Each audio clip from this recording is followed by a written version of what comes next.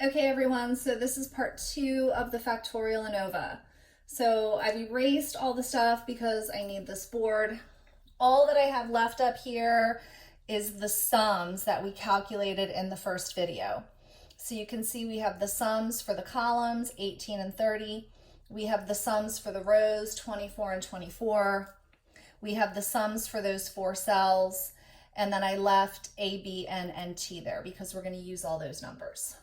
All right, so what we're going to do now is we are going to compute our basic ratios. All right, so I guess I'll start over here.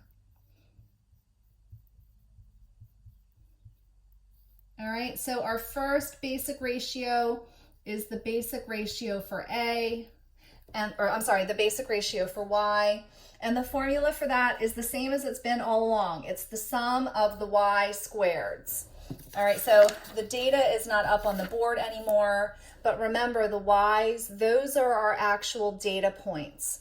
So going back to the actual data, the Y's are 5, 3, 4, 2, 1, 3, 4, 4, 4, 5, 7, and 6. All right, so we're going to do this the same way we have all along.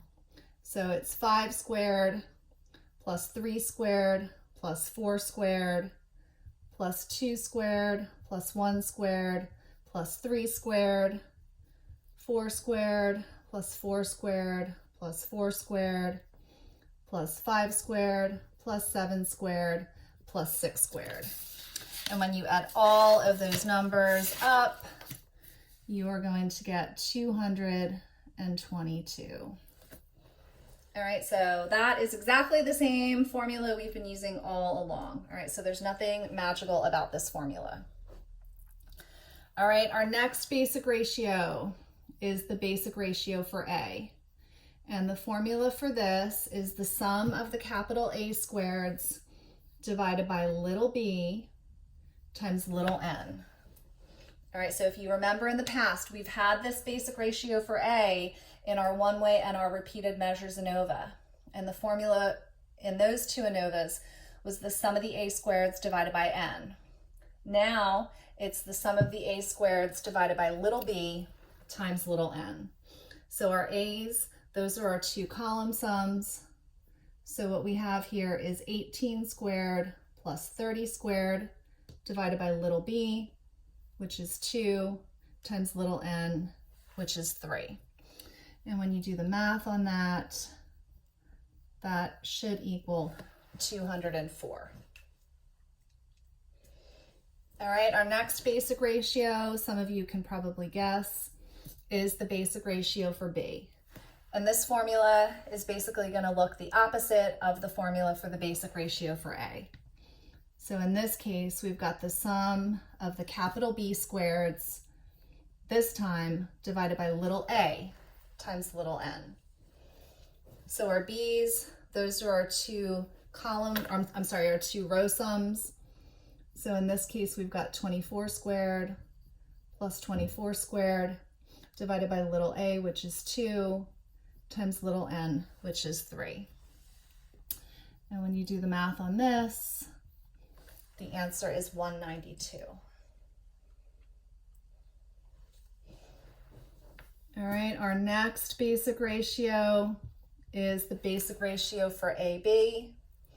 And if you look over here at the data, you can see there is somewhere where we have ABs. Our ABs are our cells. So the formula for this is the sum of the AB squareds divided by n. All right, so in this case, our ABs, these are our cell sums. So we have 12 squared plus 12 squared plus 6 squared plus 18 squared divided by n, which is 3. And when you do the math on that, the answer is 216. Last but not least, we have the basic ratio for T. In the past, in our one-way and repeated measures ANOVA, it was T squared divided by A times N. So hopefully some of you can guess now that it's T squared divided by A times B times N. All right, so our T is over here, it's 48. Don't forget to square it. Divided by 2 times 3. And when you do the math on that, the answer is 192. All right, so before we move on, we want to do our checks. We're going to use the same checks that we've used all along. So the basic ratio for Y, this one should be the biggest, and it is. The basic ratio for T should be the smallest, and it is. Now, you might notice that the basic ratio for T may be the smallest, but there's another basic ratio that is the same size. It's okay if there's another one that's the same size, so long as there is not a basic ratio that is smaller than T. All right, so A, B, and A times, or A, B, and basic ratio for A, basic ratio for B, and the basic ratio for AB, those just have to be in the middle. There's no particular order to those three.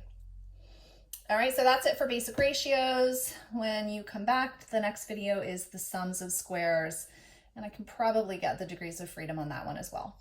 All right.